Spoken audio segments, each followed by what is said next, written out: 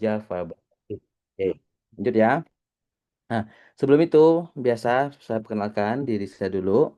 Nama saya Tommy Devisa, dan saya juga sudah memiliki pengalaman lebih dari 15 tahun di dalam ya, industri telco ya. Kemudian saya juga sebagai pengajar, dosen juga, salah satu eh, di kampus di swasta di Jakarta.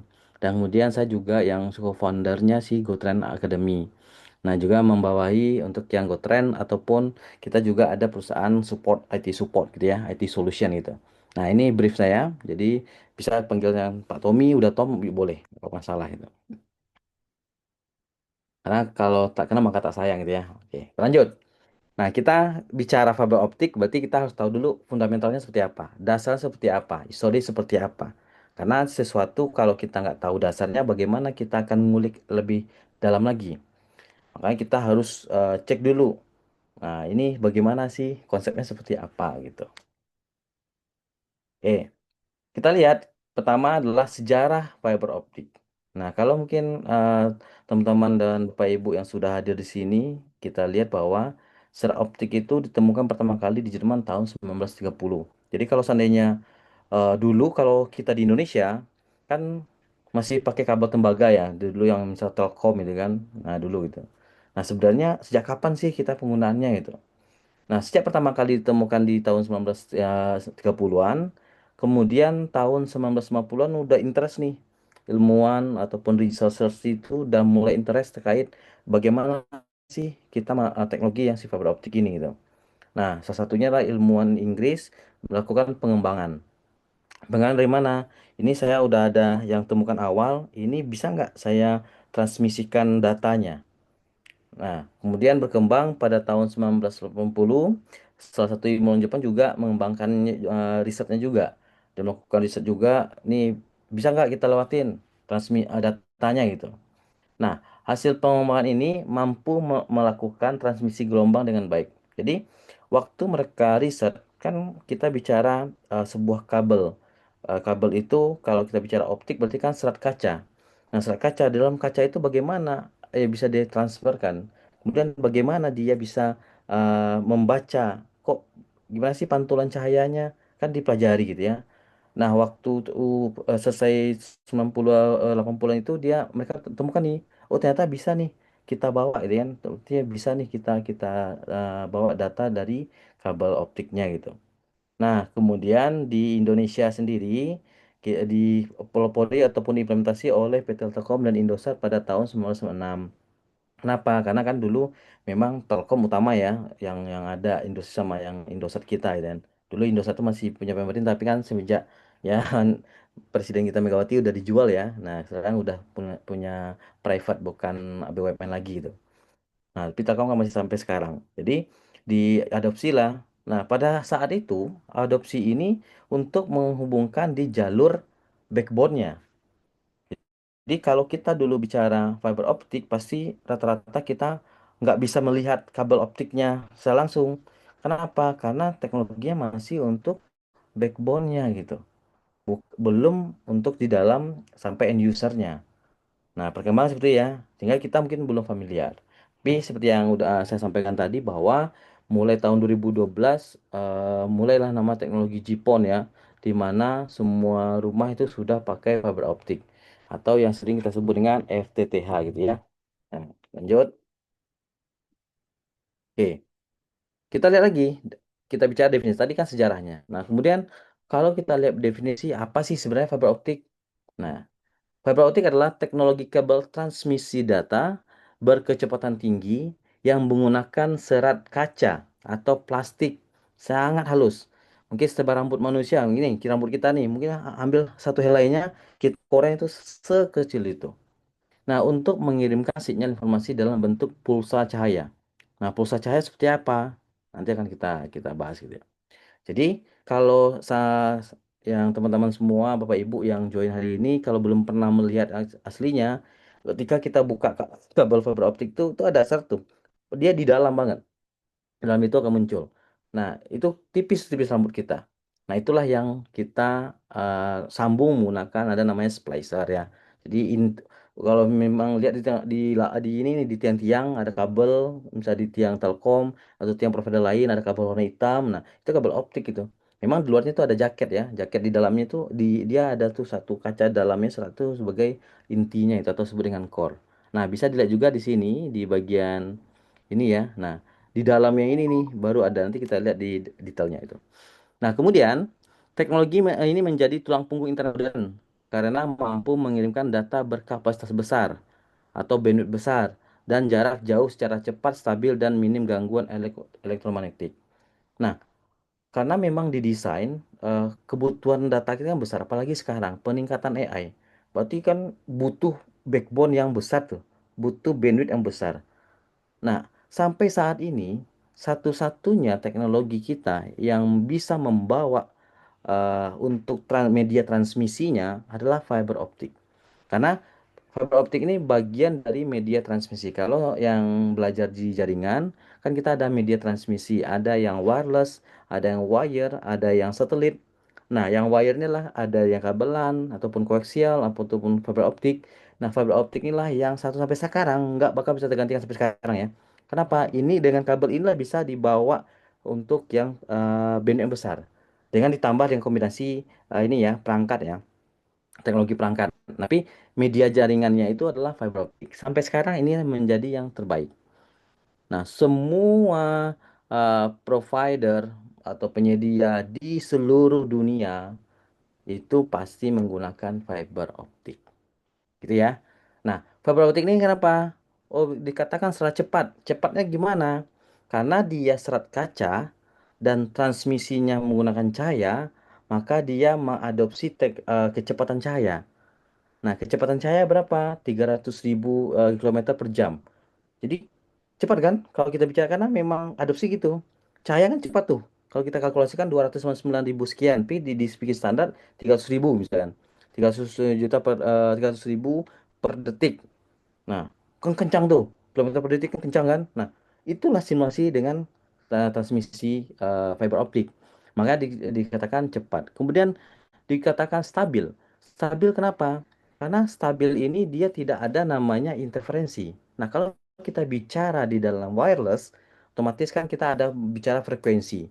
Ketika frekuensi yang sama bertemu dalam satu area, maka akan terjadi namanya tabrakan atau interferensi itu ya. Nah, tabrakan itu impactnya apa? Akan tidak stabil. Kadang cepat, kadang lambat. Cepat lambat itu ditentukan dari mana? Latensi. Latensinya misalkan awalnya latensinya 1 ms, misalnya 1 millisecond. Karena dia tabrakan bisa jadi 100, bisa 200, turun lagi, naik lagi, berarti kan nggak stabil. Nah, karena dia menggunakan sel kaca, dia tidak ada seperti itu. Kemudian bicara elektromagnetik. Karena dia bahannya memang kaca, sel kacanya, kan elektromagnetik itu ketika kita bicara yang kabel tembaga atau copper. Contoh nih, kita mau bangun jaringan, ada kabel listrik di sebelahnya, kemudian ada kabel kita, itu akan mengganggu. Kenapa? Karena dasarnya itu kan adalah elektromagnetik, ada tembaga. Nah, ketika tembaga ini ketemu tembaga ini ada jarak, itu akan muncul namanya elektromagnetik. Nah, karena dia tidak ada hal itu, sehingga walaupun ada hujan ataupun walaupun ada listriknya, dia nggak pengaruh. Nah, jadi gitu ya. Jadi sedikit kita juga teknikalnya tentang kenapa ini dikatakan cepat, stabil, ataupun minim gangguan elektromagnetik. Nah, oke. Kemudian yang terlanjut. Nah, di jenis optik itu ada dua. Ada single mode dan ada multi mode. Nah, jadi dari pertama kita, oh saya tahu nih kabel optik itu ada dua ya. Ada yang disebut dengan single mode, ada yang tipenya lah multi mode. Oke, yang pertama kita bahas. Single mode. Single mode itu memiliki jangkauan jarak transmisi mencapai lebih dari 10 kilometer. Artinya, kalau kita bicara lebih dari 10 kilometer, itu bisa sampai ratusan. Nah, itu single mode. Nah, jadi berpikir kita, wah ternyata kalau saya membangun jaringan atau saya melihat jaringan provider yang lebih dari jaraknya 10 kilo, berarti dia menggunakan kabel single mode. Nah, kalau lebih dari 1 kilo dia kabel single mode. Nah, biasanya kabel-kabel single mode ini digunakan untuk jaringan backbone. Nah, sekarang karena sudah ada namanya FTTH atau Fiber to the Home. Jadi kalau teman-teman semua Bapak Ibu yang join, kita kan sekarang udah ada namanya Fiber to Home atau FTTX lah. Fiber to Home, Fiber to the Building, Fiber to Office, macam-macam ya. X-nya itu macam-macam. Nah, itu sudah menggunakan single mode semua.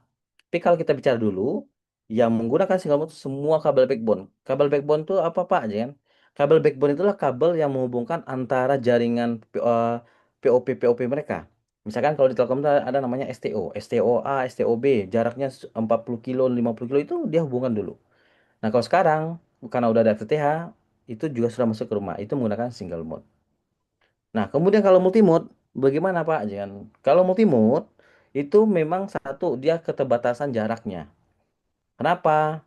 Karena eh, dia itu hanya maksimum 2 kilometer ya. Nanti kita akan lihat karakteristik kok bisa pendek, kok bisa dia ini jauh gitu ya. Nah, biasanya digunakan kalau kita pakai jaringan internal nih kantor nih. Misalkan saya bangun jaringan kantor, lantai satu kita punya 5 lantai ataupun hotel lah, hotel punya 10 lantai. Nggak mungkin kan kita tarik kabelan switching terus ya kan. Ya udah, biar transfernya lebih besar juga, tariklah kabel LO, FO. FO-nya pakai aja multimode selesai gitu ya. Nah, kemudian kalau seandainya di data center juga sama, kita mau konekin data center nih, perangkat kita cuma ada dekatan, daripada kita sewa mahal ya udah saya pakai single multimode aja gitu. Nah, beda dengan kalau seandainya di data center, kalau kita di data center itu ada namanya meet me room atau tempat pertemuan antara provider ya. Nah, mereka bikin standarnya adalah standar menggunakan kabel single mode. Kenapa? Karena dari yang transceiver mereka sudah menetapkan oke, karena single mode ini akan memang panjang, jadi bervariasi nggak ada masalah gitu. Nah, itu konsepnya gitu ya. Konsepnya seperti itu. Jadi, pada hari ini Bapak Ibu semuanya udah tahu kabel itu ada optik itu ada dua, ada single mode sama multi mode. Intinya kalau panjang lebih dari 10 kilo ataupun lebih dari 2 kilo itu udah pastikan single mode. Tapi kalau seandainya multi mode itu jarak pendek itu aja. Nah, itu ya, single mode sama multi mode. Oke, kita lanjut. Nah, kalau kita lihat tadi sudah tahu definisinya apa sih yang optik gitu ya. Nah, sekarang kita akan belajar lagi. Kalau seandainya saya menggunakan VPN, apa sih kelebihannya? Tadi kan dibilang, oh cepat, stabil gitu ya. Cepat, stabil gitu. Terus, apa sih kelebihan dan kekurangannya gitu ya? Nah, satu yang disampaikan tadi bahwa dapat membawa bandwidth lebih besar. Nah, sejak awal tadi kan, di kapasitasnya besar bisa kita transmisikan. Tapi, ingat, harus ada perangkatnya juga. Jadi kalau kabelnya aja bisa nggak bawa bandwidth? Nggak bisa juga ya. Harus ada didukung dengan dengan perangkat aktifnya. Nah, perangkat aktifnya yang membawa traffic besar itu apa? Itulah dinamanya di DWDM. Dense Wavelength Dimension Multiplexing. Nah, itulah yang membawa kapasitas. Jadi, dengan teknologi di DWDM dan menggunakan fiber optik, terjadilah untuk bisa membawa kabel kapasitas kita lebih besar. Tapi kalau hanya kabel aja nggak bakal bisa bawa transmisi gitu ya. Karena kabel itu hanya media transmisi. Kemudian bisa jarak tempuh sampai ratusan kilo. Nah, kenapa saya bilang sampai ratusan kilo? Contoh misalnya gini, kita kebayang nggak kalau seandainya internet kita gateway-nya adalah di Singapura ya, sana ya. Jadi kita Bapak Ibu Zasinfo, gateway kita itu di Singapura. Kalau jalur kabel kita putus ke arah Singapura, Indonesia blackout.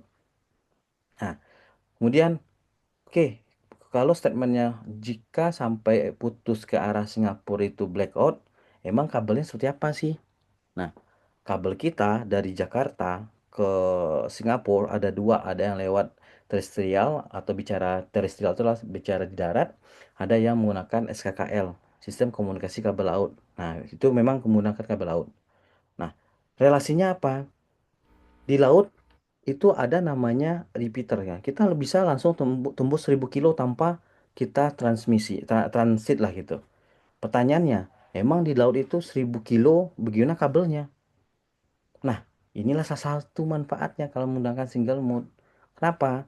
Karena jaraknya tuh bisa panjang ratusan kilo saya bilang. Kita bangun kabel laut, saat ini kantor saya juga lagi bangun kabel laut dari Jakarta sampai Batam itu panjangnya 1200 kilo. Kebayang nggak?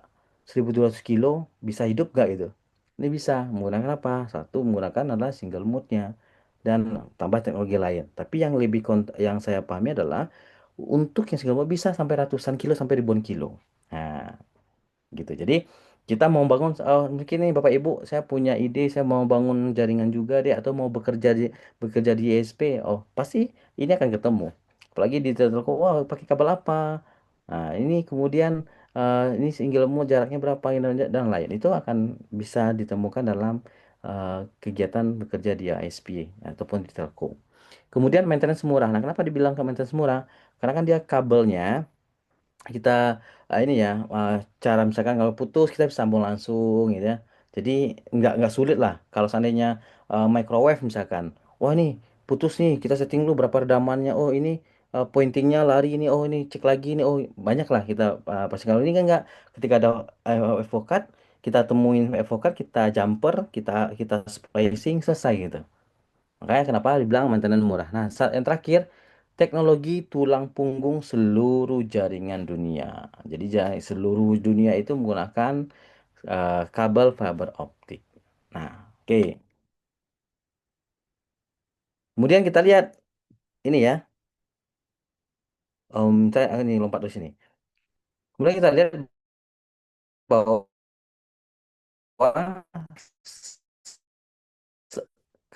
setiap ada kelebihan pasti. Jangan kok kabel kurang apapun nggak ada yang sempurna. Nah, yang perlu diingat, kalau seandainya kita bicara kekurangan fiber optik, biaya instalasi cenderung lebih mahal. Kenapa lebih mahal? Nah, ini, kalau kita, ini konteksnya lebih mahal ini, saya akan mengarahkan ke ISP ya, ataupun yang telco. Tapi kalau seandainya internal perusahaan tadi, saya bilang, ya itu nggak terlalu mahal lah. Nah, mahalnya apa? Ada biaya perizinan, kemudian biaya penarikan kabel itu dihitung. Jadi, ada biaya jasa kabelnya perhitung per meter. Jadi, oke per meter berapa? Saya mau jasanya 3.000 misalkan. Ya udah, kita mau narik kabel 1.000 kilo berarti dikali itu 3.000. Kemudian biaya jasa pasang storage-nya. Kemudian biaya pasang tanam tiangnya gitu ya. Nah, itu akan lebih cenderung mahal. Nah, kemudian mohon maaf nih, seperti yang saya live tadi malam di TikTok, juga hal-hal yang tidak terduga biayanya. Ada yang minta Comcast, istilah Comcast. Jadi kalau di di ISP itu ada namanya istilah Comcast. Biaya dadakan ketika kita tarik jaringan ada ormas. Mohon maaf ya kalau ada ormas ormas RT RW kelurahan minta biaya. Oke, oke Pak, ini biaya ini bayar segini ya. Nah, itu juga biaya install ya contoh misalkan ketika kita bangun kabel ini lebih saya lebih konteksnya karena ISP biar teman-teman Bapak Ibu yang sudah mau bekerja di ISP ataupun mau ada proyek di ISP ataupun nanti kerjasama dengan ISP membangun untuk jaringan itu kompleksitas materialnya ada aksesorisnya oh kemudian nomor gini kabelnya tarikan ini bendingnya splittingnya tinggal ini karena kita JB JC ada macam-macam itu lebih kompleks material. Tapi kalau seandainya sudah tahu nggak perlu nggak terlalu inilah worry lah. Cuma memang dalam yang materialnya memang kompleks ya. Ada patch core, ada konektor dan macam-macam. Tapi itu masih sederhana lah.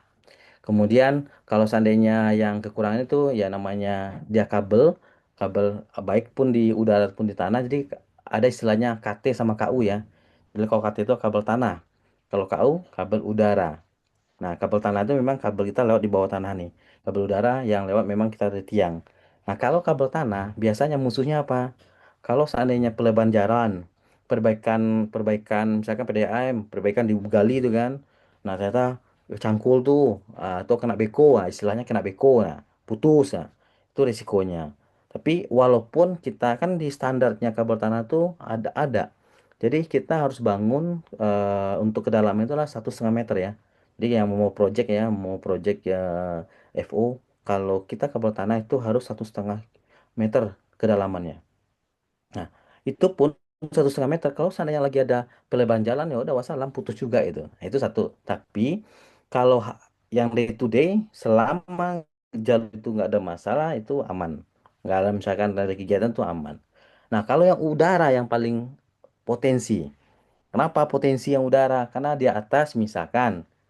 Nah, ini banyak di tempat saya kantor pun masalah. ternyata kabel itu lewat di depan rumah warga lah misalkan. Karena tiang-tiang kan. Kemudian ternyata di warga ini ada pohon nih, pohon mangga kek atau pohon rambutan. Nah, namanya dia udah lewatin dari jalan, kan berarti mereka kan mangkas tuh. Bersih-bersih sih, tanpa sengaja, terus putus lah. Ataupun nggak putus, tapi separuh aja tuh. Separuh aja putus misalkan. Ya kan juga putus layanan kita itu. Nah, itu resikonya. Kemudian kalau seandainya kita di hutan, di dekat area-area hutan, yang paling risikonya apa? Tupai. Jadi tupai itu kalau seandainya contoh di Kalimantan, Sulawesi ataupun daerah di Pulau Jawa atau Pulau Sumatera yang masih ada hutannya itu rentan sama tupai. Tupai paling doyan nih menggigit kabel gitu. Nah, tapi ada solusi nanti ya. Jadi dia doyan gigit kabel dari si ini ya, si kabel kita sendiri. Nah, itu sering putus. Jadi itu resiko fiber cut. Memang resikonya hanya itu selama itu nggak ada problem dipastikan jaringan kita normal. Tapi sampai saat ini nggak ada jaringan itu 100% normal. Ada aja putus. Atau vandalisme lah. Vandalisme itu siapa? Seperti misalkan nih ya, kita ada kompetitor. Ya, itu biasalah. Ada ya nama strategi, kita nggak tahu lah. Tapi Bapak Ibu kalau saya memang kompetitor jangan juga seperti itu vandalisme. Tapi ini ada kita temukan lah gitu. Nah, jadi itu ya, jadi ada risiko-risikonya gitu. Kemudian biasanya kalau di jalan lintas, nah ini jalan lintas nih. Jadi untuk membangun kabel jaringan itu, di secara kita project ini saya kasih tahu informasi secara project. Di project itu kita ada ini ya, ada ketentuannya. Jika itu ada crossingan, ibarat crossing itu adalah ada kabel itu akan nyebrang nanti sebelah jalan, maka standar itu adalah tiangnya adalah tiang 9. Tapi kalau tidak berarti itu tiang 7. Nah, itu ya standarnya ya. Nah, tiang 9 pun karena ada yang mobil bawa ekskavator ya pasti kan putus juga. Nah, biasa itu juga sering terjadi. Wah, udah tiang 9 nih, ya namanya bebannya lebih tinggi lagi ya putus gitu. Nah, itu juga risiko udara. Nah, kemudian kalau seandainya ada juga konsep ya udah karena semputus, karena memang jalan itu memang jalan banyak yang lewatin mobil seperti itu, maka kita extend jadi yang 12 gitu. Nah, itu ada pernah kita lakukan extendnya. Jadi lebih tinggi lagi itu. Nah, jadi kalau seandainya yang tim-tim IKR ataupun teknisi yang enggak ini punya kurang nyali tinggi, waktu itu ngeri juga apa extendnya ke atas kan 2-3 meter lagi itu, waduh, jadi ya agak lumayan lah tingginya gitu. Nah, itu kekurangan. Jadi kalau kita bermain di fiber optik, hal-hal ini pasti akan kita temukan. Nah, kemudian kita lanjut karakteristik signal. Nah, tadi kan udah kita bahas bahwa ada dua tuh model fibernya. Ada sebut dengan yang multi mode fiber atau yang dan single mode. Nah, bedanya apa? Satu, dari ukuran core-nya. Kalau ukuran core-nya si multi mode itu dia lebih besar. Jadi 50 atau 62,5 mikrometer. Jadi agak besar ya. Kemudian sedangkan kalau yang si single mode hanya 9 mikro.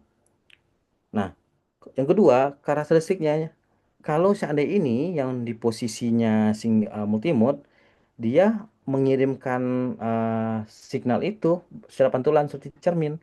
Dari kirim atas, bawah, atas, bawah, atas, bawah. Nah, lama-lama hilang. Nah, itulah kenapa dia nggak bisa jarak panjang. Karena karakteristiknya sinyal itu naik, dipantul lagi, pantul lagi, pantul lagi, pantul lagi, sampai ujungnya end lah. Ketika udah nggak pantul lagi, itulah terakhirnya gitu. Nah, beda dengan yang si single mode. Single mode itu karena ukuran core-nya itu lah kecil, 9 mikro, dia straight, dia lurus saja. Nah, sehingga ketika dia lurus, ya berapapun panjang nggak masalah itu. Hanya saja terkendala dengan perangkat aktifnya. Berapa kemampuan perangkat aktifnya menerima signal gitu. Nah, itu ya. Jadi udah tahu nih, oh ternyata kenapa alasannya pendek? Karena pola pengiriman signalnya itu dia tidak ini tidak lurus, dia memantulkan gitu. Sedangkan kalau yang single mode dia lurus. Nah, itu cara cara sederhana bagaimana dia bisa panjang ataupun pendeknya signalnya gitu ya. Oke. Nah, kemudian kita bicara nih struktur dari fiber optik. Tadi sudah saya sampaikan bahwa oh ada kabel hitam nih di atas kan. Oh itu kabelnya gitu kan. Pertanyaannya dalam kabel itu isinya apa aja? Kan gitu ya. Kita lihat tuh, emang ini kabel, saya tahu kabel Pak ya. Tapi isinya apa saja gitu. Nah, di dalam kabel itu ada strukturnya tuh. Pertama, kalau kita dari luar ya, baca dari luar, ini adalah namanya outer jacket. Yang kemudian setelah kita kupas jaketnya, yang hitam itu jaketnya ya. Jadi yang hitam itu jaketnya kita kupas. Kemudian ada namanya strength member. Nah, kita kupas lagi, ada namanya coating. Kupas lagi, ada namanya cladding. Kupas lagi, barulah muncul namanya core. Nah, inilah core atau yang buat transmisi kita gitu. Nah, kalau kita lihat definisinya, satu core. Core sebagai pusat transmisi gelombang menggunakan cahaya. Jadi dia ngirim berdasarkan cahaya karena serat kaca. Yang kedua, yang cladding. Yang cladding sebagai lapisan pelindung core untuk pengarah gelombang cahayanya. Jadi kalau biar dia lurus, makanya pakai cladding tuh. Kalau nggak dia akan nggak bisa mengikutin gitu. Nah, makanya kalau saya lihat gambar tadi ini, nah ini kan cladding ini. Nah, ini claddingnya dia yang membungkus untuk mengarahkan core-nya itu. Nah, kemudian ada sebutan coating. Coating plastik elastis untuk melindungi core dan cladding. Jadi kalau Bapak Ibu atau sanak-sanak yang lain pernah bukan lihat orang buka kabel fiber, nah itu ada tuh kelihatan tuh. Ada plastiknya bungkusnya tuh. Nah, kemudian ada strength member sebagai penguat core agar tidak mudah rusak. Nah, terutama yang terakhir adalah outer jacket sebagai pembungkus luar kabelannya. Jadi kalau biasa kalau istilah di lapangan orang nggak perlu nyebut outer jacket tapi jaket. Nah, ya pakai jaket aja. Oh, buka dong jaketnya gitu ya. Buka dong jaketnya gitu. Tapi kalau kita secara definisi adalah outer jacket. Jadi ini loh strukturnya. Jadi dari satu kabel itu terdiri dari beberapa lapisan. Nah, isi lapisannya seperti ini. Oke. Nah, kemudian kita lihat jenis kabel nih. Nah, jenis kabel fiber optik ada namanya kabel itu ADSS. Jadi kalau seandainya ADSS pasti akan kelihatan, "Oh, Pak beli kabel ADSS orang udah pasti tahu itu. ADSS itu adalah all dielectric self supporting. Itu merupakan jenis kabel fiber optik yang dipasang pada saluran udara transmisi tegangan tinggi 150 kVA, kV dan bahkan sampai 5000 kV dalam kondisi bertegangan dengan minimum span 200 meter. Nah, maksud gini. Jadi kalau seandainya kita bangun kabel udara, pasti kita akan pesan ADSS nih. Dan ADSS ini juga bisa kita gunakan buat tanah sebenarnya, tapi karena dia lentur, tapi nggak bakal diimplementasi ya. Karena kalau kabel tanah sendiri itu akan mahal gitu ya. Tapi bisa nggak di ini, tapi kurang perform ya. Kalau bisa sih bisa ya. Nah kemudian kabel ini ringan, tahan cuaca dan memiliki daya tahan mekanis tinggi gitu. Nah, jadi kalau seandainya kita bangun di ini di apa kabel udara itu, kita kan ada namanya span. Nah, span itu adalah antara jarak antara tiang. Tiang satu, tiang dua, tiang berikutnya. Tiang satu ke tiang dua jaraknya berapa? Biasanya 40 sampai 50 meter. Kalau kita di bawah gimana tanah? Ya gelar aja kan gitu. Nah, kenapa spannya harus di ini Pak, ya kan harus ditentukan. Ya kalau nggak ditentukan berarti kan kabelnya nanti kabelnya bisa ngelondoy kan. Makanya dibuat tetap oke, kita buat per ini ya, per 40 meter ataupun 50 meter terlihat kondisi itu taruh tiang satu, tiang dua, tiang tiga dan seterusnya. Nah, setiap 200 meter, nah ini kalau bangun optik ya, kita akan siapkan untuk sisanya. Jadi kita buat sisanya, mungkin kalau Bapak Ibu nih lihat di tiang-tiang ada tuh misalkan gulungan gulungan kabel di tiang itu adalah disisakan 10 sampai 20 meter. Baru tarik lagi ke 200 meter, buat lagi 200 meter, buat lagi. Nah, tahu nggak apa fungsinya? Nah, secara logika kita, kan saya narik nih. Ngapain saya kasih spare gitu kan? Ngapain saya ada namanya slack ya? Bicara kalau di project itu ataupun di FTT itu ada namanya slack. Oh, saya ada slack nih. Slacknya itu 20 meter. Kenapa saya harus sisain gitu? Mendingan langsung lurus saja. Tapi ingat yang tadi, kan ada namanya resiko putus. Kalau seandainya bicara resiko putus, otomatis kalau kita tidak ada namanya selekan atau kita nggak ada cadangan, ketika putus gimana kita mau jumper? Susah kan? Waduh, putus di tengah nih. Masa ini tambah kiri itu nggak bagus dong kabel kita gitu. Nah, Di dalam penggunaannya si fiber optik kita desain, selek itu kita gunakan untuk misalkan putus, kita tarik mundur atau tarik maju. Misalnya nih, putus setengah. Ya udah, karena di tengah ini span mana? Oh, span tiang ini. Kita ulur tuh, yang 20 meter tadi kita ulur, baru kita sampai nyambung lagi. Nah, kalau seandainya terus-terus gangguan putus-putus terus gimana? Span ini harus diganti dan ditambahin lagi selekannya. Nah, itulah tujuannya kenapa harus ada sisa atau bahasa di lapangan kita adalah selekan. Lihat di satu tiang, kemudian ada gambar model yang ini kabelnya lingkar di satu tiang itu adalah disebut dengan selek. Jadi kalau yang adik-adik yang ataupun yang teman-teman yang mau kerja dia ini jadi jointer, yang jadi FOC, ya itu bahasa selek itu akan ditemukan. Oke, itu ya, itu yang ADSS. Kita lanjut. Ada namanya DBC, nah, Direct Buried Cable. Ini yang untuk di bawah tanah. Jadi kalau dibilang budgetnya mahal ya. Pasti lebih mahal yang tanah. Dari materialnya dan juga dari jasanya. Jadi kalau seandainya kita mau bangun kabel itu, biasanya di perusahaan saya dan rata-rata perusahaan itu nggak bakal menggunakan utamakan yang karyawan kita. Kenapa? Kalau hanya dibangun karyawan kita punya divisi sendiri itu akan kosnya tinggi. Biasanya kita bermitra, jadi mitra yang ngerjakan dengan spek yang kita gitu. Nah, ketika mitra ngerjakan, kita tentukan nih ada biayanya macam-macam tuh. Ada biaya, biaya instalasi, biaya survei dan macam-macam tuh ada. Nah, yang paling penting kalau seandainya mau main di dalam ini yang fiber optik, misalkan mau melakukan apa, mau ambil projectnya itu agak sedikit banyak stepnya ya, Bapak Ibu ya. Kalau seandainya nih, oke saya mau jadi mitra dari vendor perusahaan ini. Nah, saya tarik kabel nih ratusan kilo. Syaratnya banyak. Dimulai dari ada namanya Bioki Survey, kemudian Bioki Ondes, kemudian survei, kemudian DRM, Design Review Meeting, kemudian ada ABD, macam-macam. Itu banyak kompleks gitu. Nah, jadi kalau saya mau bermain, ini bisa konsultasi juga sama saya, nanti saya kasih tahu lah. Tapi secara umumnya seperti itu. Oke, kemudian ada armor nih. Nah, armor ini spesial kabelnya, karena jenis kabel fiber optik ini dibungkus dalam baju besi atau memang ada besinya untuk mencegah kabel optik dari gigitan hewan, kelembapan, korosi, dan kerusakan lainnya. Kemudian lapisan kedua di bawah jaket luar ini terbuat dari bahan lapis baja seperti aluminium foil, baja, dan Kevlar. Nah, diperuntukkan untuk daerah bukit, hutan karena rentan digigit tupai. Ini kami alami sendiri ini. Jadi dulu ada segmen kami kan saya kerjakan di PT Trans Indonesia Support Corridor, PT TIS ya. Jadi backbone itu sendiri nih. Di Pulau Jawa, seluruh Pulau Jawa, Pulau Kalimantan itu Sangatta sampai Bengalon, kemudian Sulawesi dari Kendari sampai Toili, Luwuk di atas ya, dari Tenggara sampai utara itu.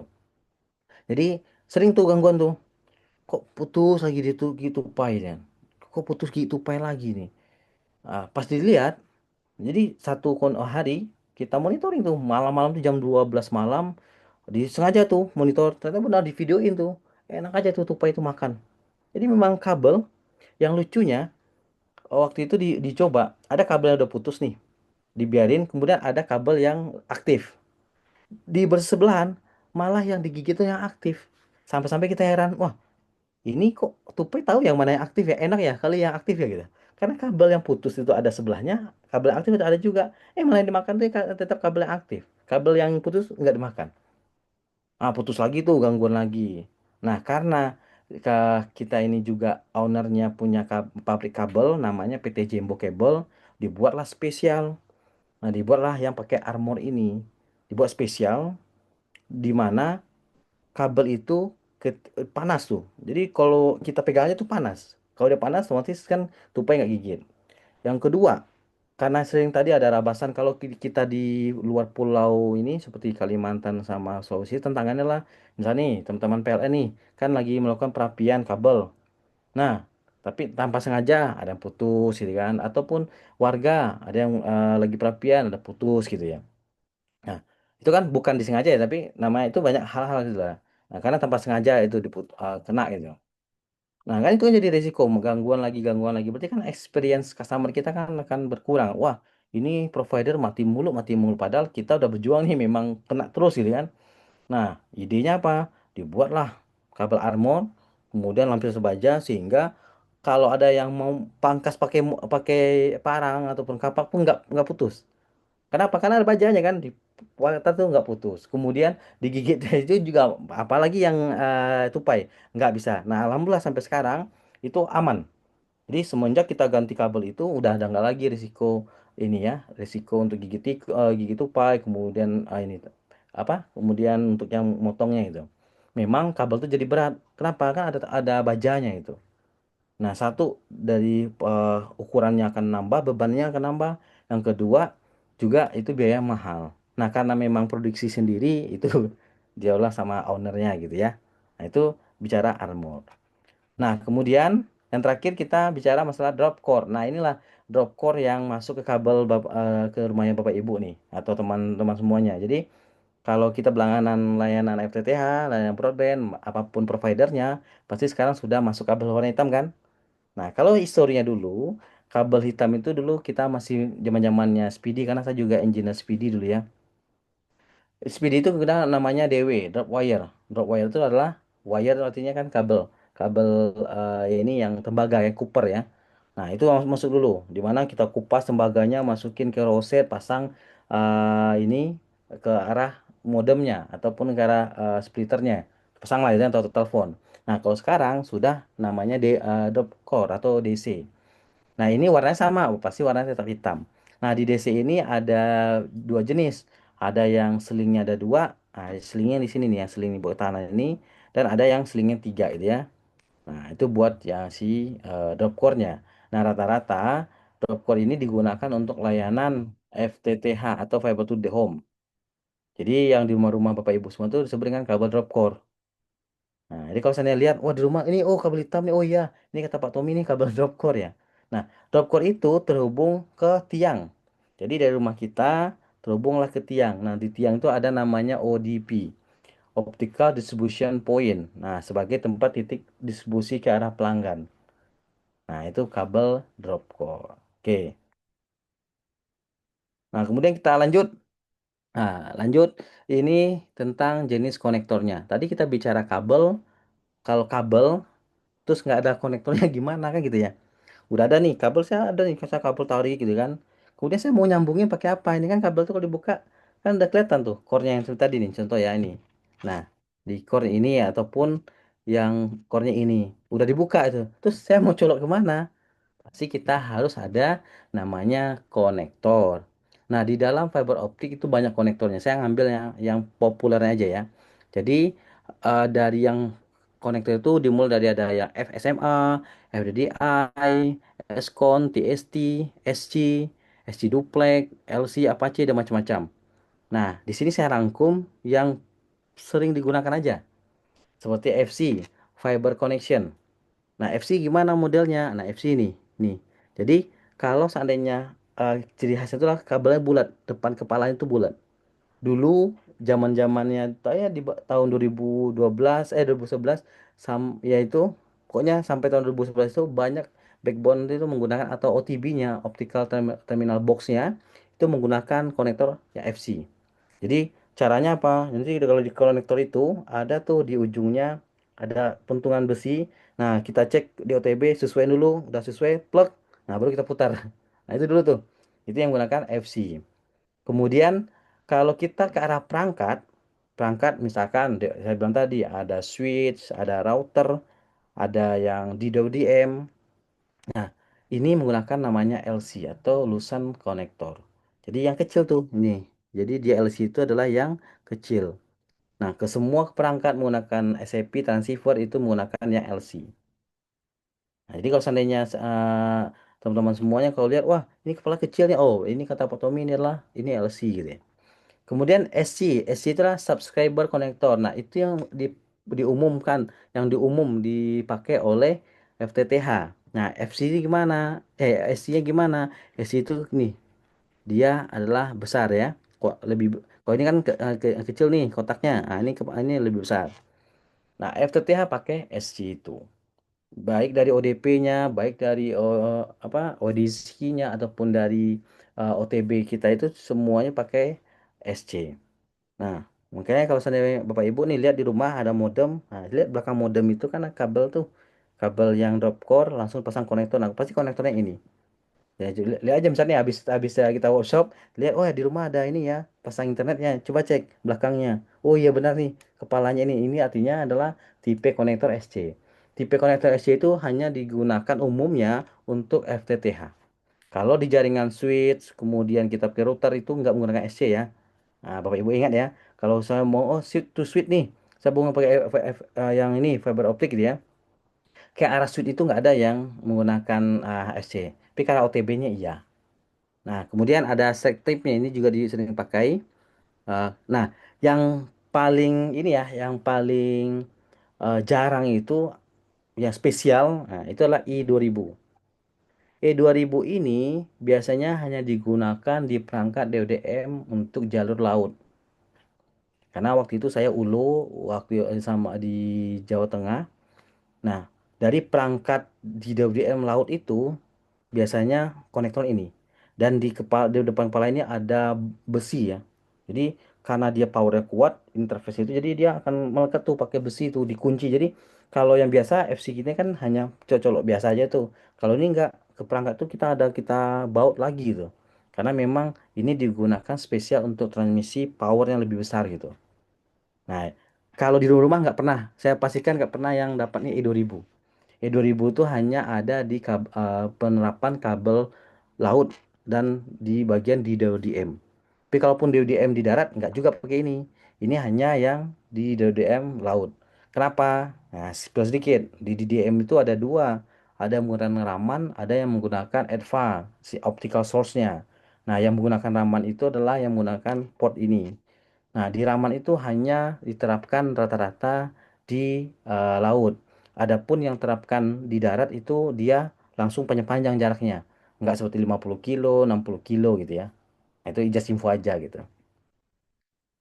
Oke, kemudian ini saya summary tools fiber optik. Jadi kalau seandainya kita bekerja di fiber optik, tadi udah tahu nih, saya udah tahu kabelnya, saya udah tahu konektornya. Terus kalau seandainya saya mau troubleshoot dan lain, apa sih tools yang kita pakai gitu? Nah, ini saya rangkum yang tiga populer aja yang wajib kita miliki gitu ya. Nah, kalau troubleshooting ya, pertama ada namanya OTDR. Nah, OTDR merupakan salah satu alat yang digunakan untuk mendeteksi komunitas atau himpunan suatu kabel optik dalam jarak tempuh tertentu dan melihat informasi event beserta insertion loss. Maksudnya apa Pak Jen? Jadi gini, ketika ada komplain dari customer ataupun di backbone kita, link kita down. Yang satu pasti kita lihat jaraknya kita ukur. Kan kita nggak tahu ya, oh ini jaraknya berapa ya kabelnya, kan nggak bisa mengira-ngira. Nah, untuk mengetahui panjang kabel pertama, pasti kita lakukan menggunakan OTDR. Kita tes tuh pulse-nya, oke kita tes, oke di awal desain itu jaraknya 100 kilo misalkan, misalkan ya 100 kilo. Kemudian dapatlah laporan, nih jaringan kita mati nih. Nah, untuk identifikasi awal di mana power cut-nya, maka kita OTDR dulu, kita tes. Oh, ini hanya di 80 kilo doang. Sedangkan jalurnya 100 kilo. Artinya jalur kabel itu hanya terdeteksi sampai di kilometer 80. Nah, di sanalah titik putusnya. Teman-teman engineer ini datanglah tuh pergi ke 80 kilo dari titik awal pengukuran sampai 80 kilo. Nah, nanti baru dicari sekitar area sana. Oh iya benar, ada yang kabel keputus, kena kena parang, atau memang gigit ini ya, gigit tupai. Oh, atau kena bakar. Jadi misalnya nih kabel kita lewat di atas. Ternyata di atas tiang itu, di bawah tiang itu ada rumput. Nah, saking tinggi rumput, masyarakat bakar tuh pernah juga kejadian. Dia bakar rumput, bakar bersihin, tapi nggak lama kena ke atas itu. Jadi meleleh kan. Nah, dia kena juga. Nah, di sana kita temukan. Artinya, kalau yang bermain di ini, di FO, salah satu tools untuk mendeteksi panjang kabel kita menggunakan OTDR. Oke. Nah, kemudian selain OTDR fungsinya itu, kita juga bisa melihat ada namanya event. Nah, seperti yang saya sampaikan tadi, kan untuk jarak antara span itu 40 km, 40 meter. Tiang satu, tiang dua 40 meter. Nah, Bapak Ibu tahu nggak berapa sih panjang satu Hesbel? Nah, kabel kita itu, kabel kalau kita mau bangun jaringan fiber optik, itu biasa kita beli per Hesbel. Nah, maksimum jarak satu Hesbel itu adalah 4 kilo. Jadi kalau seandainya kita punya jarak 20 kilo bangun jaringan, maka kita butuhkan 5 Hesbel. Karena satu Hesbelnya 4 kilo. Nah, event di sini apa? Event di sini merupakan sambungannya. Jadi kita melihat titik sambung. Dengan adanya standar tadi 4 kilo, kita bangun 20 kilo jadi 5 asbel, berarti ada 5 titik sambungan. Nah, titik sambungan ini disebut dengan event di dalam OTDR. Artinya, oh ada sambungannya, ini disebut dengan event. Jadi kita tahu nih, oh berapa event sih, berapa titik sambungan sih gitu ya. Nah, kenapa? Titik sambungan itu akan mempengaruhi untuk redamannya. Nah, kemudian setelah event, kita juga bisa melihat namanya insertion loss atau bendingan. Jadi kalau istilah di fiber optik itu, kalau kita lihat nih, kok nggak tembus nih jalurnya, sedangkan di OTDR nyampe 100 kilo, tapi link nggak mau up misalnya.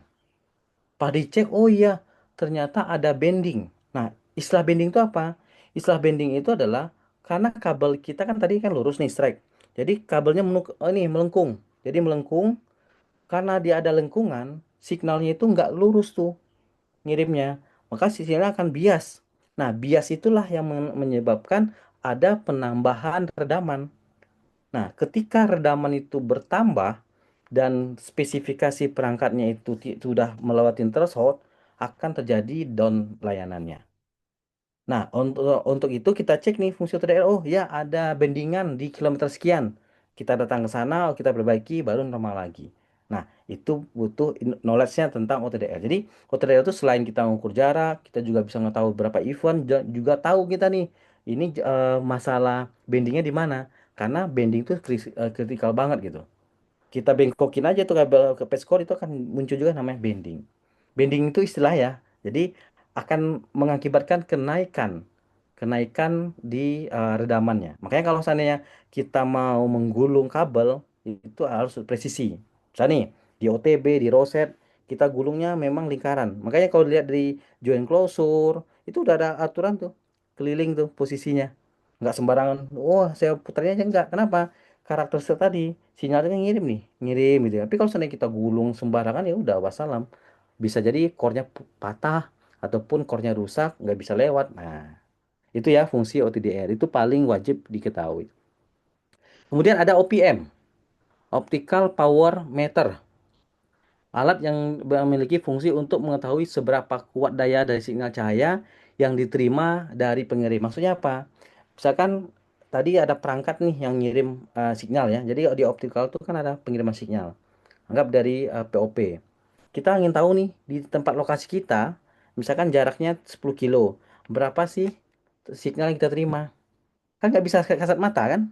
Nah, di OTR ini juga ada fiturnya OPM. Tapi di sini saya pisahkan karena kalau kita pakai ini semua kan mahal. Makanya ada yang OPM sendiri. Kalau di sini juga bisa bisa kita tes OPM, tapi kan fungsinya kan lebih mahal kan. Makanya di sini saya buat nih ada namanya OPM. Nah, itu kita bisa tes, oh, dapat redamannya berapa. Ataupun misalkan nih, teknisi-teknisi provider, kalau Bapak Ibu lapor gangguan, ya saya mati ini layanan saya, pasti dari ke rumah cek dulu. Berapa sih powernya? Oh ya, powernya segini ya, gitu. Oh, ini nggak masuk nih. Kenapa? Standarnya nilai sekian. Oh, ya kita perbaiki dulu nih. Nah, itu fungsi dari OPM. Nah, dan kita tujuannya apa kita OPM? Kita lihat nih, benar nggak, sudah sesuai nggak dengan hitungan link budget kita. Karena di dalam membangun FO ada namanya link budget. Nanti lah saya kupas lah ya. Apa sih kita bicara link budgetnya gitu.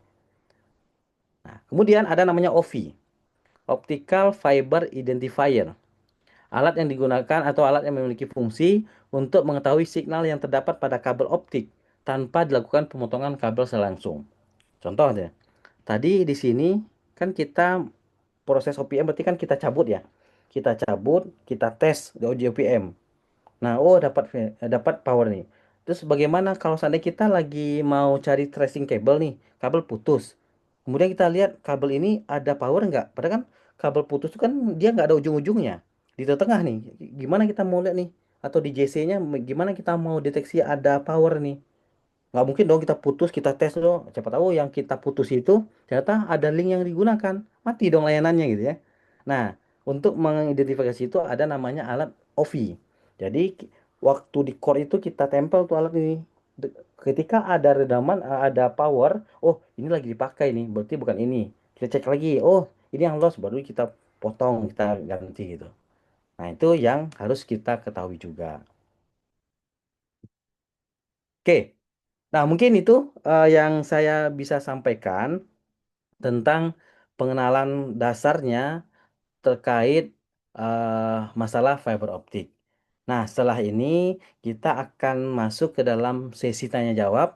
Namun sebelumnya akan saya kembalikan ke moderator. Silakan, Pak Adit.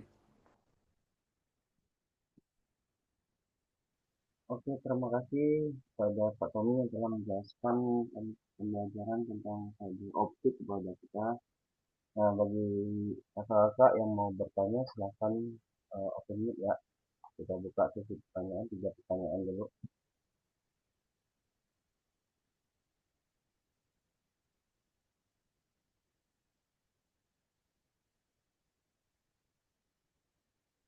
Halo, kakak yang mau bertanya, silahkan.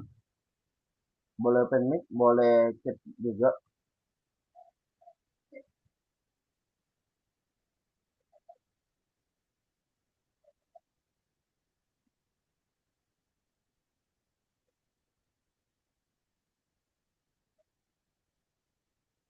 Silakan, kita open nih biar biar Bapak Ibu semua tahu nih gimana sih belajar fiber optiknya gitu. Halo, selamat pagi Pak Tommy. Ya, pagi silakan. Ya, Pak Tommy, saya mau tanya. Eh, Kebetulan perusahaan saya lagi apa udah selesai proses lo ISP. Eh, yang mau saya tanyain, kita kan punya SKLS. Nah, kita itu udah bisa narik kabel FO nggak ya di jalan atau harus punya izin khusus lagi gitu, Pak Tommy? Terima kasih. Oke. Oke, terima kasih dengan siapa nih? Pak Purnama. Oh, Ya, Pak Purnama. Oke. Nah, jadi sekilas info ya Bapak Ibu semuanya. Di dalam regulasi yang Komdigi itu kan kita ada beberapa license. Mulai dari namanya jaringan tetap tertutup microwave, jaringan tetap tertutup yang terestrial, jaringan ataupun internet service provider, network access provider. Kalau seandainya kita hanya dapat ISP, yang ULO-nya adalah ISP, internet service provider, itu yang kita diizinkan sama Komdigi hanya kita boleh jualan. Kita boleh jualan internet. Karena kalau kita tidak ada ISP dan kita jualan internet, maka itu dikategorikan sebagai ilegal. Nah, kemudian kalau seandainya tadi statementnya bahwa boleh nggak kita tarik jaringan? Kita boleh tarik jaringan tapi paralel juga harus ngurus izin. Ada namanya jaringan tetap tertutup paket switching kah? Ataupun kalau seandainya kita inner city atau bangun ODP, berarti itu jaringan tetap tertutup atau jaringan tetap lokal tetap lock. Nah, kalau kita distribusi ke yang ini layanan berarti itu paket switching. Jadi jaringan tetap tertutup paket berbasis paket switching. Nah, kalau yang tadi Bapak pernah sampaikan berarti ISP-nya boleh jalan karena udah SKLO karena itu ISP. Kalau jaringannya itu nggak boleh sudah digunakan, dibangun boleh nggak apa-apa. Saya membangun nih, tapi hanya konteks untuk bangun. Kalau diperjualkan itu nggak bisa. Nah, kenapa? Akan dipertanyakan ini izinnya mana gitu. Nah, apalagi sekarang pemerintah ya, ada kasus kemarin di Bekasi, ada penarikan kabel, mana izin kamu kalian? Nah, selain itu, selain izin dari yang Komdigi itu hanya menyatakan bahwa izin boleh menyelenggarakan ini loh jaringan tertutup. Itu hanya sebatas itu. Tapi ada kondisi untuk penarikan kabel itu dilihat apakah jalur provinsi, apakah itu jalur yang nasional. Nah, karena ada izinnya. Misalkan kita jalur provinsi, maka ada izinnya kita ke balai. Nah, jadi itu kita submit. Kita submit juga desain kita seperti apa. Nah, gitu Pak Purnama. Jadi kalau seandainya case-nya Pak Purnama, artinya itu boleh narik kabel, tapi paralel harus ngurus izinnya. Karena kalau seandainya udah tarik kabel, kita harus izin, kemudian baru bisa kita komersialkan. Tapi kalau selama itu belum ada izinnya, kalau dikomersialkan bisa, tapi ketika ada audit, teman-teman nanti akan kena sanksi. Nah, gitu Pak Purnama ya, kondisinya.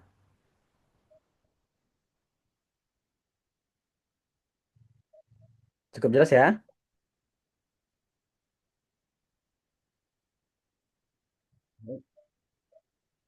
Oke, silakan lanjut. Silakan Pak Adit. Bertanya, teman-teman yang mau bertanya, silakan. Boleh dengan ditulis di chat yang masih ingin lebih tahu lebih jelas tentang fiber optik yang masih ini boleh bertanya teman-teman.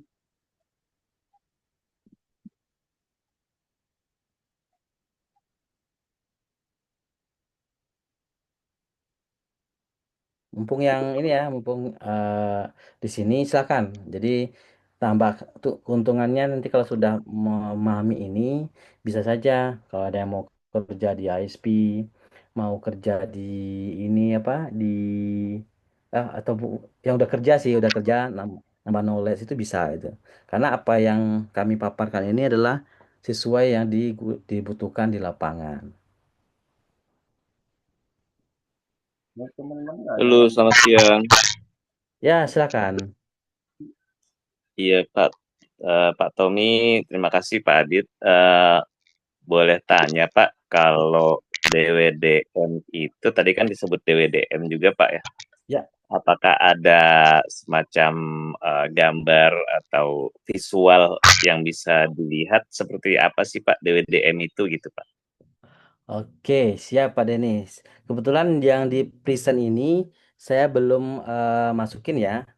Nah, belum Oh saya iya Pak. masukin, tapi bisa ini kebetulan saya juga kerjasama, bukan kerjasama sih. Saya juga pada ada partner ya, partner di DM-nya. Nanti ntar saya stop dulu share-nya. Saya liatin ya. Jadi kalau yang udah follow akun TikToknya udah Tom tuh pernah saya upload satu DWDM di ini ya, DWDM Huawei ya, merek Huawei yang kita gunakan. Nah, di sini mungkin saya tampilkan perangkat DWDM kebetulan ada dari China juga ya. Ini juga sahabat-sahabat saya juga dari China. Ini saya tampilkan dulu ya modelnya gitu ya. Nih. Ini di DOM itu ada beberapa ini ya. Jadi ini yang sederhananya ya. Oke.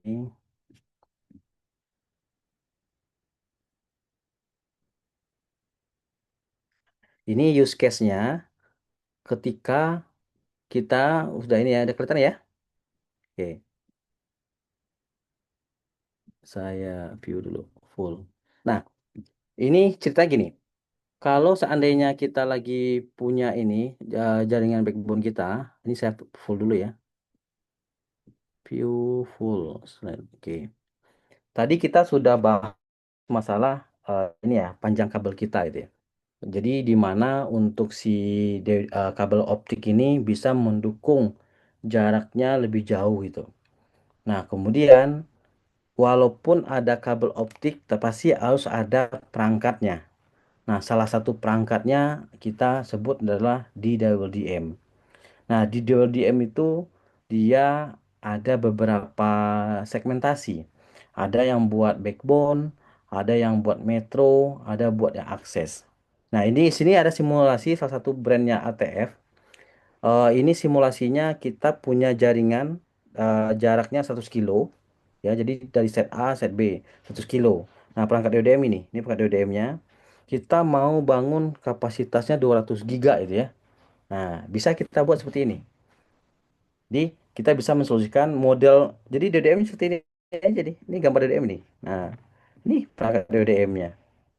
Ini perangkat DDM yang disebut dengan pizza box atau ya bentuk ini ya, bentuk apa namanya? Langsung rangkaian. Tapi kalau yang modularnya itu beda lagi. Nah, dengan ada ini secara komunikasi seperti apa? Nah, ini saya yang ini ya, logikalnya. Di dalam di DWDM itu ada namanya max dimax, ada namanya amplif. Nah, jadi kita bangun seperti ini. Ini salah satu contoh produk dari yang salah satu provider dari Cina, itu namanya TF. Nah, dia kalau seandainya saya juga butuhkan untuk ini bisa diskusi sama saya juga bisa saya sampaikan. Jadi dengan adanya DWDM ini, jarak yang jauh bisa kita implementasikan. Nah, just info juga, kalau seandainya Pak, bagaimana kalau saya punya jaringan saya 100 kilometer, kemudian saya mau bangun kapasitasnya 100 giga. Apakah itu bisa? Saya jawab itu nggak bisa. Untuk yang kapasitas 100 giga tanpa teknologi DWDM yang langsung direct core hanya maksimum 70 kilometer saja. Dan itu pun 70 kilo dengan kualitas kabel yang masih standar 0,3 kilo 0,3 dB per kilometer. Artinya, kalau ada Bapak Ibu use case-nya saya melebihi dari 80 kilo harus pakai DDM. Itu satu. Tapi kalau bagaimana sementara yang 100 kilo saya bandwidth-nya kecil aja deh. Oh, bisa. Bisa menggunakan 1 giga. Bandwidth 1 giga bisa mencapai 160 kilo. Kalau yang 10 giga itu dia maksimum cuma 80 kilo. Nah, jadi dengan tahu spesifikasinya, tahu tadi kabel-kabelnya, tahu ininya apa jaraknya, kita bisa tentukan berapa kapasitas yang bisa kita deliver. Nah, tadi yang dari awal sudah saya sampaikan, oh, fiber optik ini bisa membawa jaringan yang lebih besar. Ya, tapi harus ada nama perangkat kan? Nah, perangkatnya itulah di DWDM, salah satunya ini. Tanpa ada perangkat DWDM dengan jarak yang panjang, mustahil akan ada koneksi. Jadi, dengan ini, Bapak Ibu udah tahu nih, oh ternyata orang bisa ngomong jarak jauh itu yang optiknya, tapi ada perangkatnya loh. Perangkat itu adalah perangkat di DWDM. Nah, gitu Pak Denny. Gitu, jadi tahu ya. Nah, bentuk perangkatnya salah satu sampelnya seperti ini. Ini yang model pizza box. Nah, gitu. Terima kasih Pak Tommy. Ya, sesama Pak Denny. Oke, silakan yang lain. Mungkin ada chat ya. Di chat ini apa nih? Baik, ada chat pertama dari Oh, Ibu Ayu. oke. Kita baca aja ya. Bapak, mohon maaf, saya sedang dalam perjalanan. Oke. Pada saat pentransmisian kabel optik, kita perlu menghitung rendaman di kabel tersebut. Oke.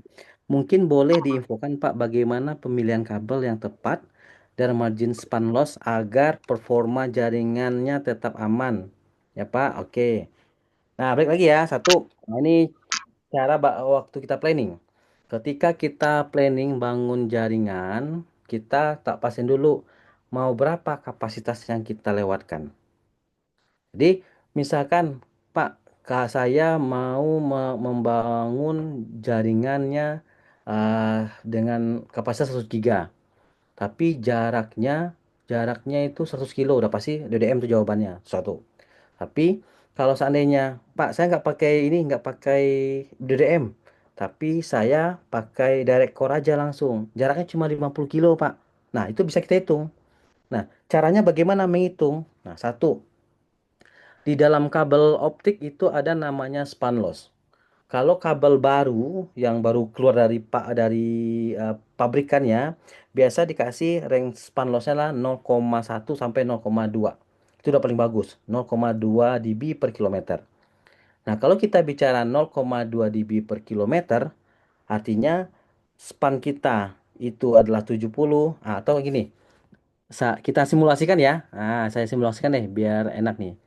Saya buka dulu bentar, saya stop dulu. Mendingan saya simulasikan biar tahu ya semuanya ya. Bentar, saya buka satu slide baru deh. Oke.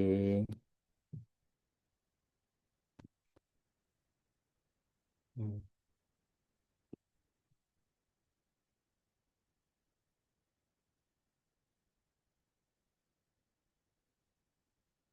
Oke. Ini saya share, kita hitung ya. Ini langsung praktikum aja kita. Nah, istilah yang disampaikan sama Ayu tadi adalah itu kita bicara link budget. Oke, kita bicara link budget. Contoh misalkan, saya, pu eh, mana nih ini deh. Kita copy aja ya, ini. Nah, biar kata-kata nih, teksnya. Oke, jarak FO kita, jarak fiber optik, misalkan 70 kilometer. Oke, ini dulu. Set. Nah, 70 kilometer ya. Kemudian kita harus tahu dulu standarnya. Standar namanya span loss. Span loss cable, optik kita berapa? Tanyain ke providernya. Oh, saya anggap kita asumsikan kabelnya sudah lama, ya, 5 tahunan. Berarti biasa mereka menggaransi 0,3 dB per kilometer. Nah, jadi kalau seandainya, oh, kayak saya anggaplah kita punya 7 kilometer ya, kemudian span lossnya itu 0,3 dB per kilometer. Nah, kemudian kalau seperti ini, berarti kita bisa tahu bahwa kalau kita hitung total span loss, total span loss sama dengan 0,3 dikali 70 sama dengan 21 ya, 21 ya, 21 dB dBm. Nah, artinya span loss kita sudah 21 dB. Kemudian kita lihat lagi parameternya. Parameter dari transceiver kita.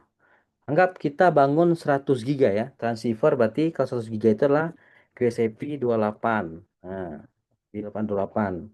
Ini 100 giga. Yang perlu kita lihat adalah TX-nya. Transmit power TX sama dengan transmit power atau kurung ini transmit power. Nah, ini ya, transmit power. Kemudian kita lihat juga ada namanya dan plus ya, plus threshold. Nah, threshold itu apa? Oh, maksimumnya. Karena kalau melebihi threshold, maka dia akan warning dan itu nggak hidup. Nah, kita asumsikan kalau sekarang yang transmit power QCP itu adalah plus 4 dB. Oke? Dan itu kemudian yang threshold ini transmit ya, TX dan threshold. Nah, saya buat lu sini biar enak nih. Yang TH ini thresholdnya adalah sekarang itu kalau yang seperti pengalaman saya threshold itu min 30 dB. Oke. Nah, kalau kita udah dapat informasi seperti ini, maka tinggal kita kurangin. Maka link budgetnya adalah oke. Sorry, belum. Kemudian kita hitung namanya event tadi. Event sambungannya. Event atau sambungan optik. Optik kita ada berapa? Tadi kan satu hasbel 4 kilo. Berarti 70 bagi 4. 70 bagi 4 kilo dapat misalkan entar kita hitung. Nah, entar kita hitung dulu nih biar kalkulator nih. Jadi 70 kilo jarak kita. Nah, ini belajar span loss ya. Jadi orang planning wajib tahu nih. Biar kapan idealnya kita bangun gitu ya. Ini saya kasih tahu nih caranya gitu ya. 70 kita bagi 4 berarti 70 dibagi 4 sama dengan 17,5 event atau bisa kita ganapin berarti ada atau oh 18 event, 18 sambungan. Oke ya. Nah, setiap sambungan ini ada standarnya. Setiap event nilai splicer sama dengan 0,1 dB. Oke, jadi per event 0,1. Nah, kalau ini total event kita berarti total event kita sama dengan 0,1 dB dikali 18. Ya, 18 event kan? Maka kita dapat dengan nih 18 0,1 yang kita hitung. 0,1 dikali 18 berarti dapat 1,8 dB. Itu ya. Nah, Pak, apakah sudah sampai selesai, Pak? Belum. Nah, ini belum. Ini hitung budget nih.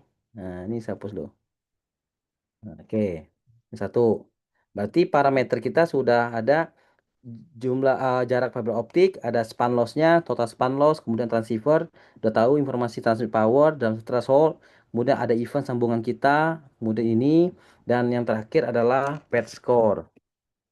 Patch score kita. Patch score kita itu 0,5, artinya kiri kanan ada dua kan, berarti 0,5 dikali 2 sama dengan 1 dB. Nah, dengan ini maka kita totalkan total span loss kita, total link budget sama dengan nah, TX ini TX tadi 4 dB kita kurang kita kurang dengan penjumlahan 21 dB. dB itu total span loss ditambah dengan event 1,8 dB ditambah dengan nilai p score 1 dB, nah, sama dengan ya kita buat sama dengan 4 dB yang transmit dikurang nih, 21 22 berarti kurang 23,8 dB sama dengan min 18 eh min 19,8 dB. Nah, ini normal ya. Nah, oke.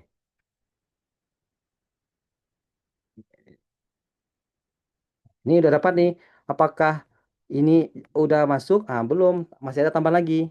Nah, ini saya warnain dulu deh. Warna ini ya. Oke. Nah, kemudian di dalam yang 100 giga, kalau kita bangun 100 giga itu ada 4 ini ya. Nah, saya buat lagi deh.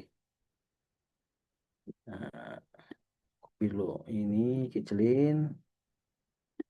Nah, ini. Ini baru selesai itu hitungan. Jadi kita lihat karakteristik karakteristik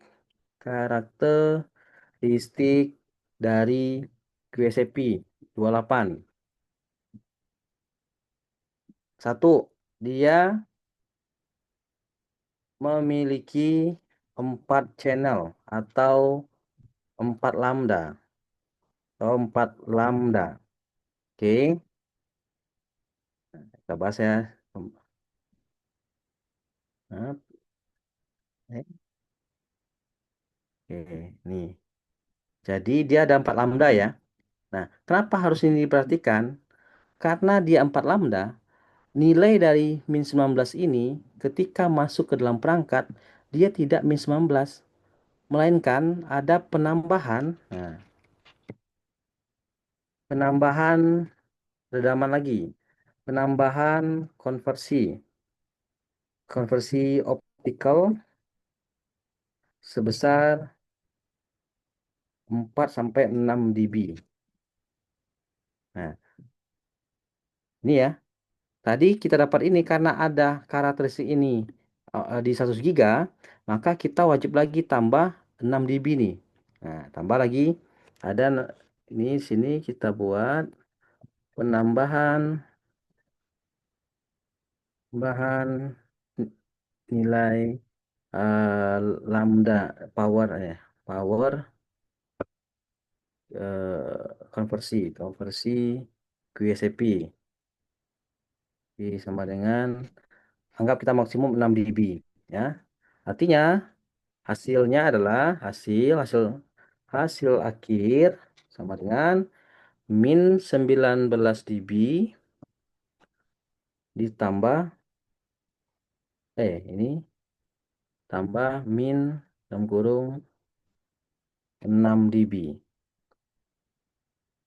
Maka totalnya Nah, sama dengan min 25 min 25,8 dB. Oke, berhubung thresholdnya ini adalah min 30 dB dan hasil akhir kita dapatkan min 28 dB, ini bisa layak aktif.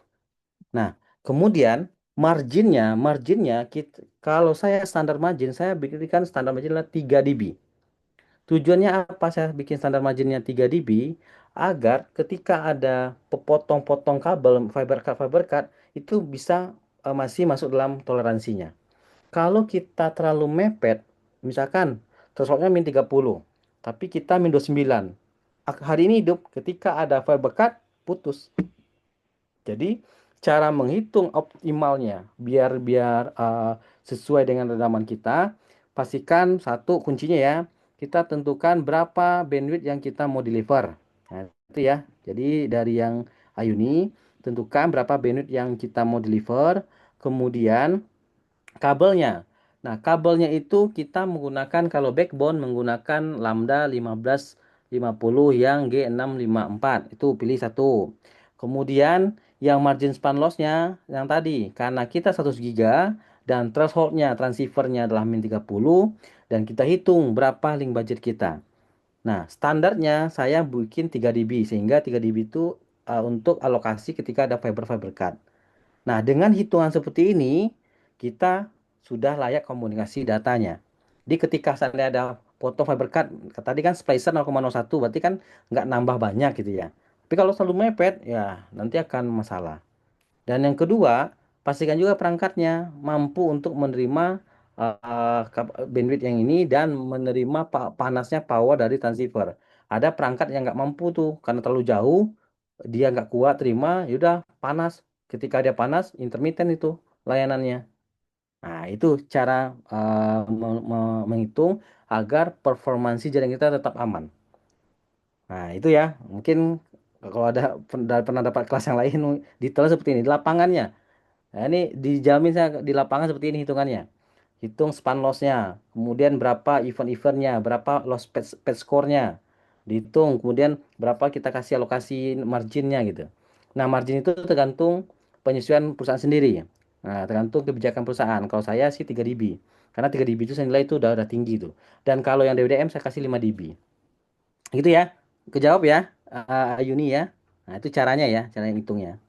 Nah, ini juga tidak berlaku buat yang 1 giga ya. Jadi gini, setiap interface-nya yang capacity itu ada masing-masing spesifikasi. Makanya saya sampaikan, coba lihat kalau kita bangunin berapa? 100 giga kah, 40 giga kah, 10 giga kah, 25 giga kah? Karena setiap transceiver itu ada threshold-nya. Yang perlu dipelajari pada pagi hari ini adalah konsep menghitungnya itu seperti apa. Gitu ya, konsep menghitungnya. Oke, itu silakan ya. Oh, jangan. Agar power kecil better menggunakan jangan. Kalau menggunakan attenuator itu nambah lagi. Jadi kalau attenuator itu kita untuk mengurangi power lebih besar. Kalau kita jarak panjang jangan pakai itu. Itu ya, jangan pakai attenuator. Itu nggak disarankan, malah mengurangi nilai powernya. Kalau seandainya misalkan kalau kita dekat nih, jaraknya cuma 10 kilo ataupun di bawah 10 kilo, nilainya over nih. Kan di dalam yang transceiver itu ada threshold buat low sama yang high. Nah, kalau di dalam jarak dekat, power besar, baru pakai attenuator untuk menguranginya, hambatannya gitu. Nah, itu ya. Tapi kalau jarak yang panjang jangan pakai, malah itu merusak gitu, menghilangkan powernya. Oke, izin bertanya, udah Tom, bolehkah fiber optik itu dibanding lingkar sampai kecil agar agar power optikalnya mendapat lebih kecil? Dan mengapa ketika fiber optik di laser, ujung cahaya di kabel sebelah itu cahayanya kadang redup? Oke. Nah, ini kita bahas ya terkait yang untuk yang FTTH ataupun yang laser ini ya, laser di jarak backbone. Ya, laser backbone maksimum hanya 80 kilo. Jadi kalau lebih 80 kilo itu nggak bisa dia laser lagi. Ada sih barang itu mahal. Nah, itu biasa satu. Yang kedua, kalau seandainya kita bending, kita lihat dulu nih. Kalau implementasinya yang saya sampaikan tadi dari posisi point to point, misalkan untuk kita posisinya di data center, Kalau memang itu besar bisa kita pakai atenuator. Tapi biasanya terjadi kan adalah di FTTH nih. FTTH, wah ini kan saya dari ODP karena dekat tinggi nih. Nah, biasanya dilengkungin. Jadi ya, teman-teman itu biasanya dilengkungin, pola untuk gulung tuh dilengkungin agak agak lengkung, kemudian baru diikat. Nah, itu karena dia bending, muncullah menambah nilainya itu ya. Kalau di lapangan buat RTH itu masih boleh. Yang penting uh, dalam kadar batasnya ya, nilainya itu harus sesuai. Kemudian kalau seandainya dia bending ya wajar. Kalau seandainya memang nih contoh nih kita laser nih. Kalau di ujungnya itu kadang redup, artinya itu kurang bagus. Signalnya itu yang dikirimkan tidak semua tertransmit. Itulah membuat dia nggak meredup. Kalau dia bagus, artinya kan semua terang tuh. Nah, biasanya ganti patch core atau ganti kabel. Gitu ya. Terima kasih Pak Tommy. Oke, sama-sama. Karena ini materi yang saya sampaikan lah yang dipakai di lapangan ya. Jadi siapapun yang eh, kerja di nanti di telco pasti ini akan kepakai nilainya.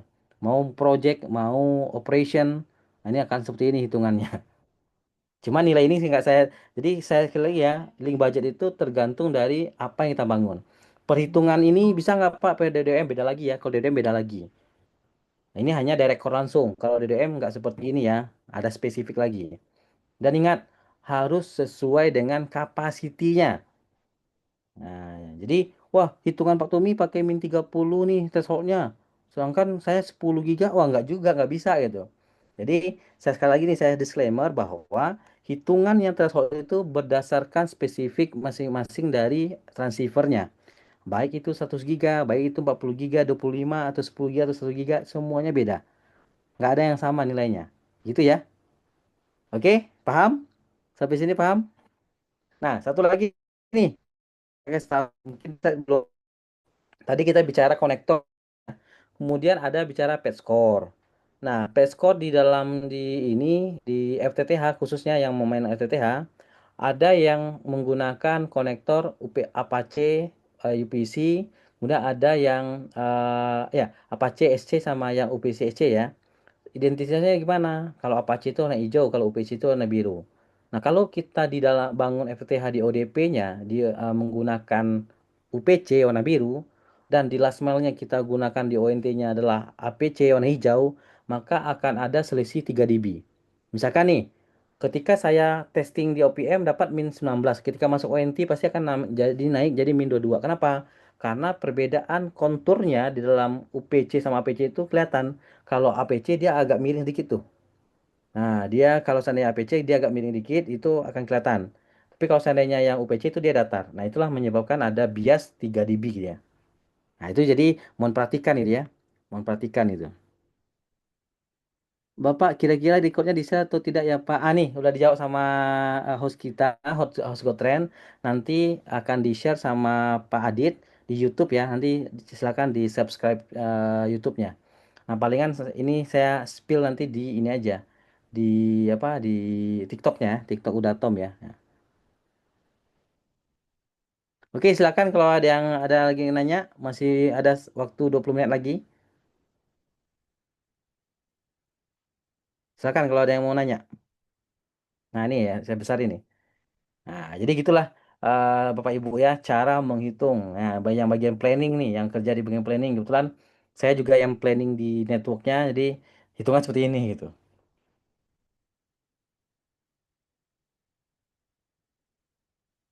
Yang paling penting adalah walaupun secara kertas seperti ini, kadangkala ada juga yang berbeda hasilnya, tergantung kualitas fiber.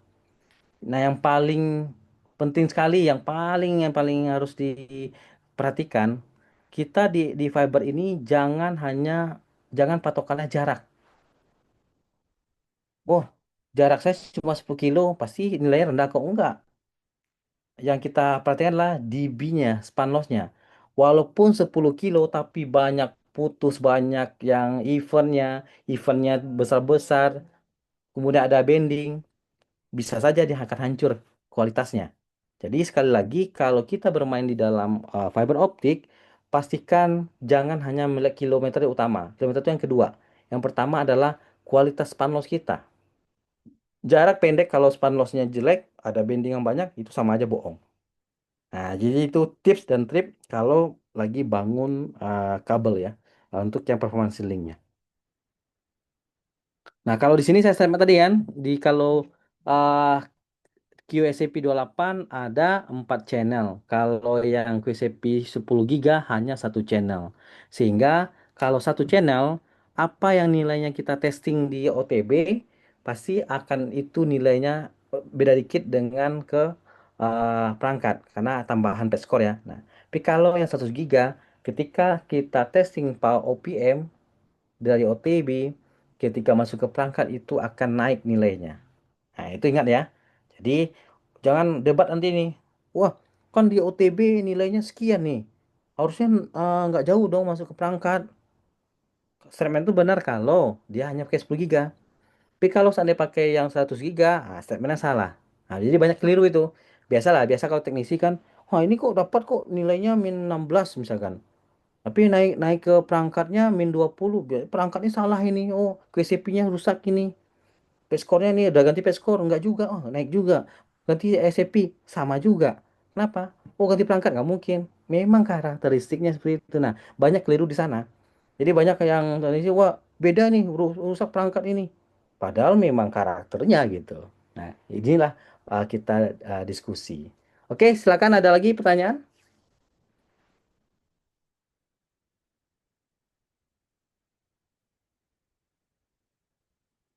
Ada lagi yang mau bertanya? Kak, Kak, ada lagi yang mau bertanya? Satu lagi. Eh, ini ada lagi Pak. Satu lagi bertanya atas nama Bapak Yunaidi. Izin satu lagi Bang Tom. Untuk Oke, PC siap. Kita cek apa nih pertanyaannya nih. yang agak besar atau PC LCLC yang agak kecil. Oke. Kita baca izin satu lagi, Bang Tom. Untuk PC, oke. PC itulah pet score ya. Untuk pet score full duplex, LCLC apakah bagus yang agak besar atau pet score LCLC yang agak kecil? Karena sering ditemukan beberapa kendala di antara PC tersebut. Oke, jadi di dalamnya pet score itu sebenarnya ini ya, menentukan kualitas ya. Ada yang agak tipis pet score-nya, ada yang agak tebal. Nah, kalau kita lihat tebal, anggap sama gini. Kita punya kayu. Ada kayu yang tipis, ada yang kayu tebal. Berarti ketahanan yang mana? Pasti ketahanan yang tebal dong. Nah, sama dengan peskor. Peskor itu kalau dibilang bagus, ya saya akan rekomendasikan yang bagus lah yang tebal. Kenapa?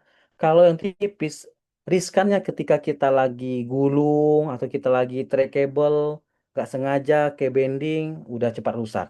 Atau kepalanya ketekan dikit, waduh, udah cepat rusak. Kenapa? Karena tipis. Tapi kalau yang agak tebalan, karena dia memang ibaratnya ada tebal, kita lagi wiring, kemudian nggak sengaja ke itu, dia nggak masalah itu. Biasanya kalau yang pepes kalau yang masalah itu, ternyata karena sensitif tuh, patah lah di tengahnya kan, di tes laser oh, nggak hidup gitu. Jadi kalau seandainya disarankan ya, sarankan yang agak lebih tebal. Memang harganya sedikit agak mahal. Oke, gitu ya jawabannya. Nah, kemudian satu lagi, berhubung bicara tadi yang ini ya, Petscore ya. Petscore itu ada yang duplex sama ada yang simplex. Nah, ini sekalian kita lihat konektornya. Nih, saya lihat ini konektornya ya. Nih. Nah, kalau di yang disebut dengan Unaidi ini artinya teman kita Unaidi ini LC-nya inilah simplex. Kalau duplex dia langsung sepasang. Nah, jadi kalau kita lagi pasang jaringan yang ke switch to switch atau switch to router, berarti kan butuh transmit sama receive. Nah, transmit receive itu kita biar nggak ribet, yaudah pasang yang duplex aja. Kenapa? Satu tarik kabel dia langsung ke dua. Tapi kalau kita pakai simplex, berarti cuma satu, berarti kita harus dua tarikan. Nah, bisa jadi panjang sebelah dan lainnya. Berarti rekomendasinya menggunakan ini ya duplex ya itu beda duplex sama simplex. Kemudian di dalam SCP itu atau transceiver itu ada yang namanya bidirectional. Jadi hanya menggunakan satu pet score saja, satu simplex saja. Nah, itu biasa menggunakan SCP BD. Kalau SCP yang duplex berarti ada transmit sama receive-nya dengan lambda yang sama.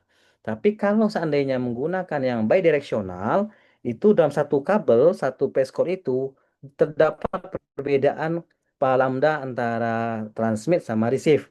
Biasanya contoh, kalau kita pakai yang normalnya pakai lambda 1310, yang dupleknya. Tapi kalau yang BD, transmitnya itu bukan 1310, transmitnya itu 12970, receive-nya 1330 dan sebaliknya. Yang lawan itu 1330 dan transmitnya 1270. Nah, itu informasinya.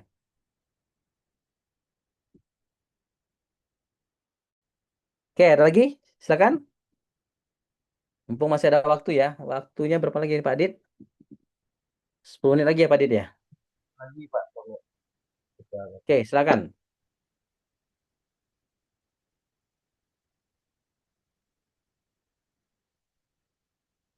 teman-teman masih ada yang mau bertanya lagi, silakan.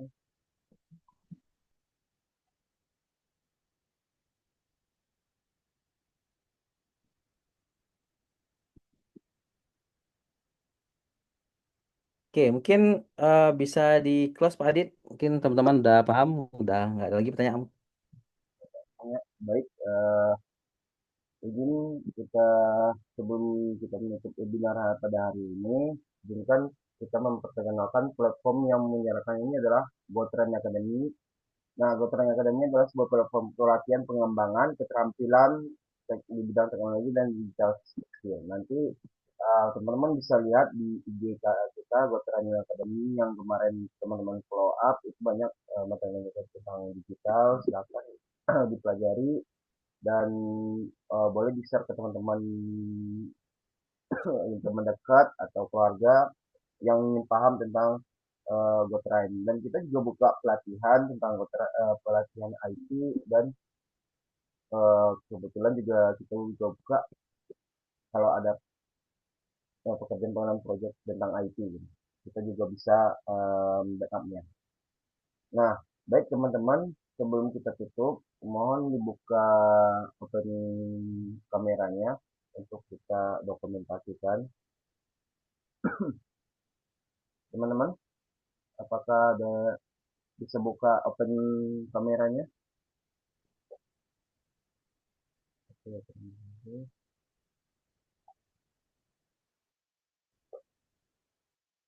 ya, saya jadi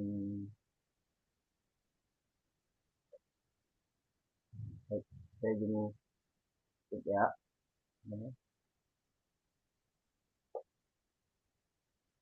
Oke, terima kasih.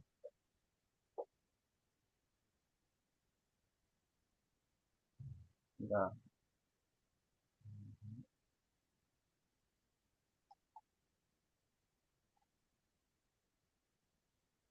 baik, sudah kita capture. Terima kasih teman-teman yang sudah ikut pelatihan kali ini. Next, nanti tunggu informasinya di pelatihan berikutnya.